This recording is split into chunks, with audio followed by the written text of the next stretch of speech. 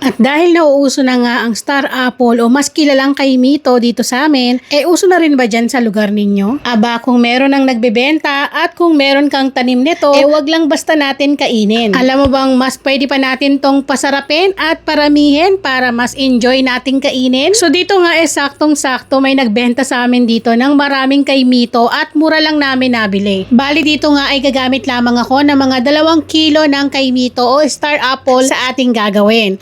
Tinatanggal ko lamang yung pinakalaman pero hindi ko na rin tinatanggal yung buto para may exciting part kapag ito ay kakainin. Kayo mga manay, magkano ang kilo ng kay Mito dyan sa lugar ninyo? So dito kasi halagang 100 lang namin to nabili pero minsan yung iba ang mahal din magbenta nito. Ang sarap lang kapag may sarili kang tanim neto, no? So dito pagkatapos natin matanggalan yung mga laman, maglalagay tayo ng 2 bote ng nata de coco. Sasabayan din natin yan ng maraming sago at para sa ating pampatamis at mas creamy, gagamit tayo ng 390 grams na condensed milk. At susundan na rin natin dito ng paglalagay ng isang lata ng all-purpose cream. So ito po ay nasa 410 yata, yung nasa Inca na ganon.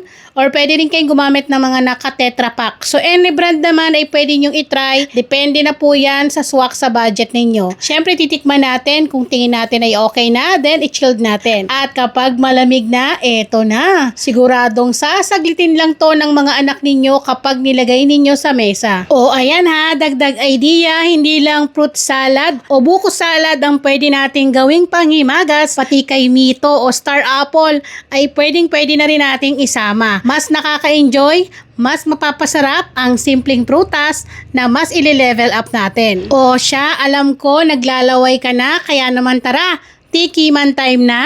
Pwede ka na maghanap ng kay Mito dyan sa inyong lugar o di kaya umakyat ka na ng puno o mamitas at para makagawa ka na rin ng ganitong panghimagas.